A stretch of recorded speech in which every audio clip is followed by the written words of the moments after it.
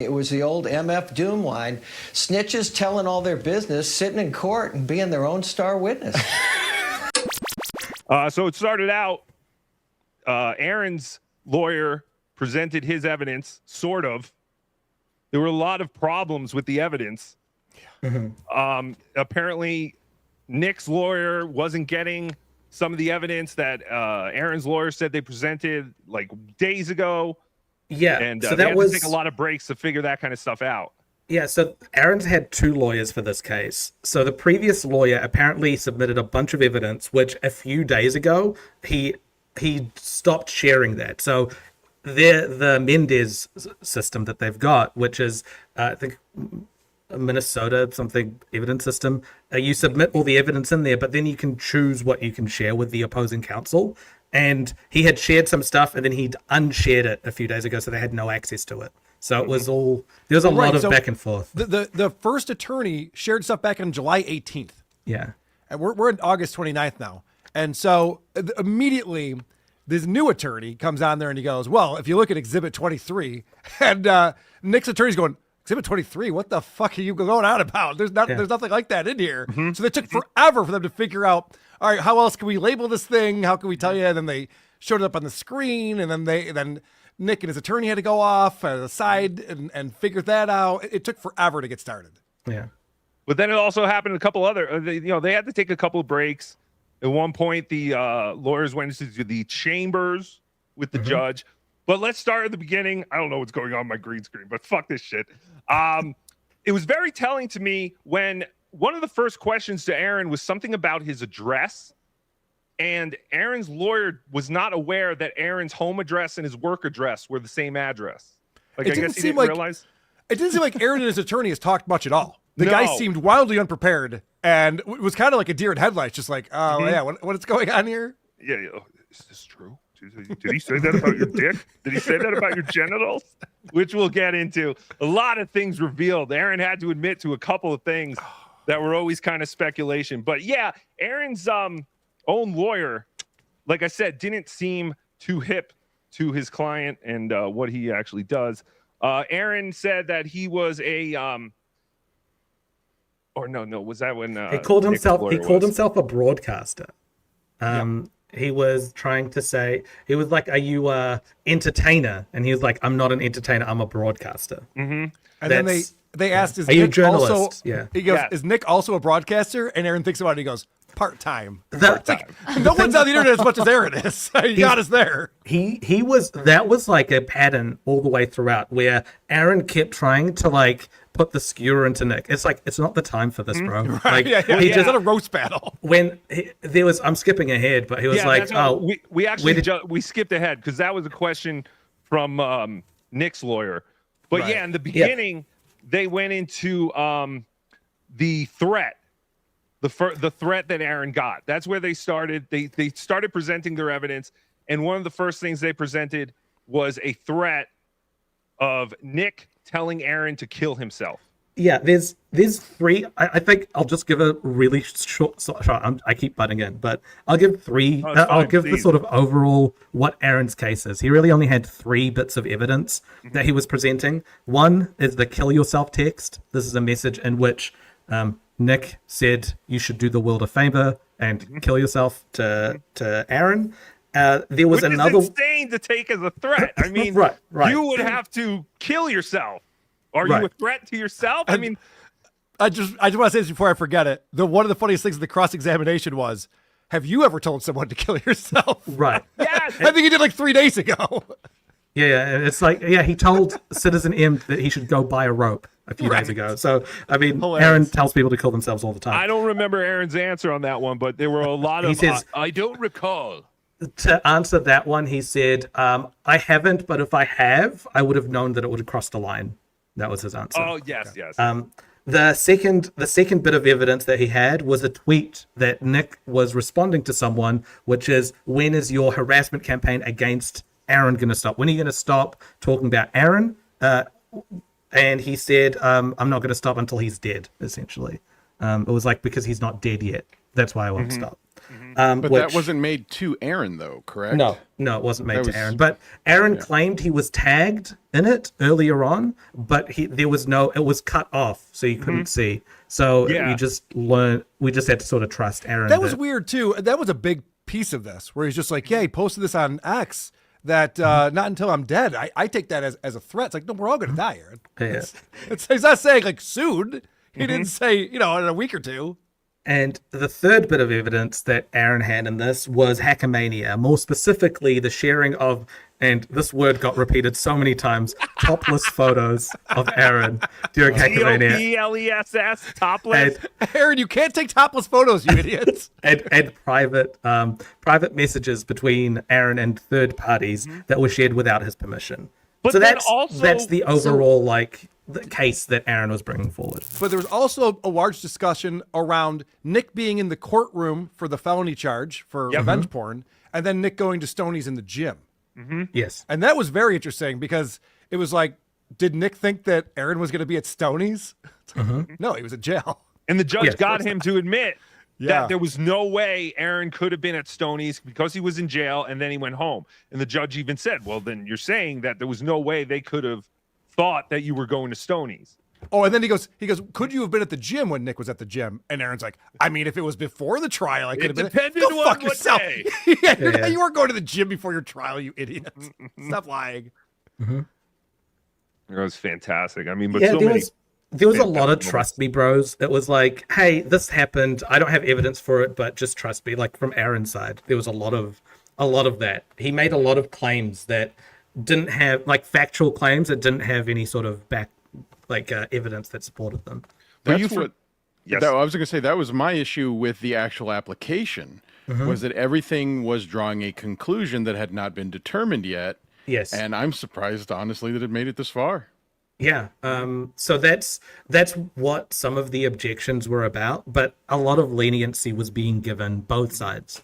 Actually, Well- I wasn't impressed with either lawyer. I think both lawyers made mistakes in this and weren't super well prepared. But yeah, as far as bringing facts in, it was like, if I was just judging it right after Aaron was done, it would be like you would borderline give it to him. But that's before any of it was questioned. It's like, this doesn't quite meet the threshold for harassment, but if true, then maybe. But yeah, it just sort of, there was no real smoking gun. This is the harassment. He's threatened me with a gun, or he like cut off my horse's head and put it in my bed, sort of thing. Like there's that nothing. was a funny thing. He's Yeah. like, I don't know, man. Maybe you'll show up to my house uninvited and do something. And they're like, has he ever done that before? He's like, he's been to Nope. my house before. It's like, well, yeah. Yeah. You guys were He friends. was- We've established that. He was wanting protection. It was this also. It's like we're getting into the later, but it's like he was playing both sides. He was saying that in a physical context, if I was prepared, I could overpower Nick easily, but I'm afraid of him being erratic and doing something while I'm unprepared, which is why I need the protection. Well, the Despite thing is, there being any evidence of that ever happening before. Exactly, because he's tried to say that it's because Nick was on drugs, but it never went so far as to Nick's counsel never went so far as to question him, saying Nick is currently provably not on drugs because of his court order. He gets tested all the time. Nick is more not on drugs than Aaron can be, because he'd be in jail if he was. well, Aaron tried to take that route almost immediately when they started asking him questions. I think about his relationship with Nick Rekieta, and Aaron immediately tried to go into how Nick was arrested, how they were doing drugs, and the judge immediately shut that down. He was like, "That relevance, that is not relevant to this case." And you could just see, Aaron was like, "Oh, fuck."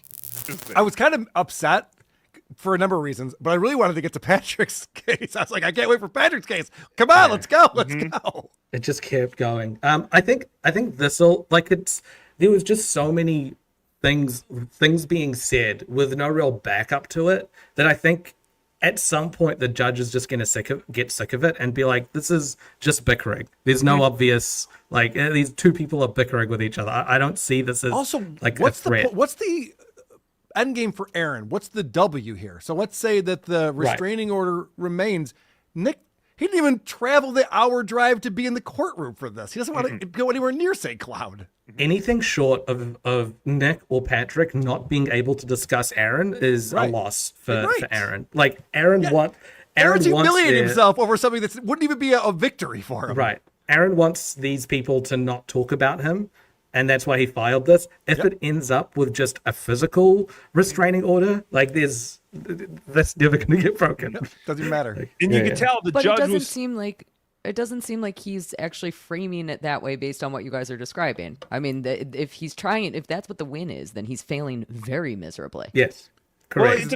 Well, it was weird because it depended on what they were talking about. You didn't know if Aaron was trying to get, a physical HRO, or if he was more concerned with them making fun of me and, showing pictures of me. Like, I couldn't tell. And I think the judge started to realize, oh, this isn't like a physical threat. This is all just internet bullshit. So we'll see. It was one of the funniest things that happened today when in cross-examination, they asked, Aaron, have you ever posted a photo of yourself topless? I was about to say this. Or with your shirt off, and he goes, yes, but I gave myself permission. Yeah, I gave myself Which he's done multiple He's trying to streams. sound smart. He's such a retard. I gave myself permission. He's done multiple streams from Bart, like either the hot tub stream from the Rekieta's house or the hot tub stream he did during Christmas, around Christmas with April. He's ripped his shirt off during live shows. He's done the truffle shuffle on his own show. The boxing ring against Ethan Ralph. Aaron being topless is not something that the audience hasn't seen before. Hey,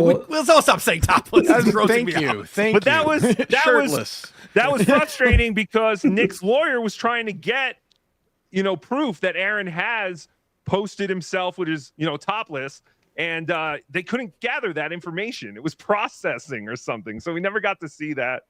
So that was that. Luigi, does it count if the man's areolas are the size of Genoa salamis?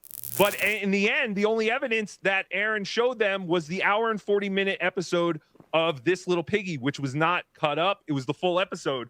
So the judge basically was like, well, what am I looking at here? I thought you said, it's a 3-day event. So this is just a piece of this 3-day event. We've got the best tagline for the show, so thank you to Aaron Imholte. He said, "This Little Piggy is a show intended to ridicule me," which I cannot think of a better tagline for the show. Always marketing. But I can't, it was surreal seeing like a puppet being played on a luchador, a hunchback, a club-footed doofus, a kiwi, all on stage together to ridicule Aaron Imholte, apparently. So there's, I guess, do we want to move on to other stuff, or where are we at? Where do you want to go? Some of the things so one of the things that Aaron's lawyer was trying to do that Aaron didn't get was he was constantly trying to lead him into saying that he was scared. Yes. So he would be asking him, like, how did receiving that text from Nick make you feel? And he was like, it's obviously threatening. I was shocked by it. And like he'd be using those sorts of words. He goes, it was jarring. But I mean, what the guy was like saying, he's like, yo, this is the time for you to be like, I was quivering in my boots and I couldn't sleep. I can't sleep until you protect me. This is what I need from you. But do you think Aaron's lawyer told him that when they did that first break to figure out the evidence thing? Because when they came back, it was almost like Aaron was reading his answer. Yeah, at one point. He was reading. Coaching. He got some coaching. Absolutely. Yeah. Which I don't know how it works in American courts, but in New Zealand courts, if a witness is going to read, they have to ask permission from the judge if they are allowed to read or refer to the their tribal notes. chief. Is that the same in like the US? Luigi? I'm sorry. Tukey was making over jokes. you. He was talking about trials Sorry, I was trying to be funny. over big boiling pots of water. And you boil your convicts in a big pot. You have to clean that pot after you do it. All right. Can you say it again, please? Thank you. So in New Zealand, if you're a witness at a trial, you're reading and you need to read something. That's something that you need to ask permission for, or you need to let the judge be aware that what you're saying is you're reading something out. Is that the same in the US? Because Aaron was doing that. He was clearly reading his answers. Yeah, absolutely. You have to. I mean, because if you're quoting something, then that has to be defined. especially for the record keepers. So Yeah, his lawyer would ask him a question, and then Aaron would be looking down and to the left and just saying things in sort of not spoken word, but like a sort of in a reading sentence. Oh, I'm sorry. You're talking about a prepared answer that he was giving. Yes. Oh, ooh, that's a weird one. If it's during questioning, then no, I guess there's really not a reason to have to give that, because you're under oath, and what you're actually saying at the time is that you are giving truthful answers. Yeah, he was. I think he was. I don't have any proof. I mean, I wasn't standing behind Aaron, but it looked like he was reading rather than actually saying. Hit the like button. This is a Doom clip. Let's let that emotional weirdo not spam me. And if you want to donate to Doom, I mean, his Cash App's everywhere. We all know your Cash App, Doom. I've given you money before. Doom's never given me money. I can honestly say I've given Doom money. Doom's never given me a penny. Send me one more goddamn Doom clip that I'm not going to watch. What? Doom, you're doing a Doom. You're telling everybody, saw you're doing a Lord's work.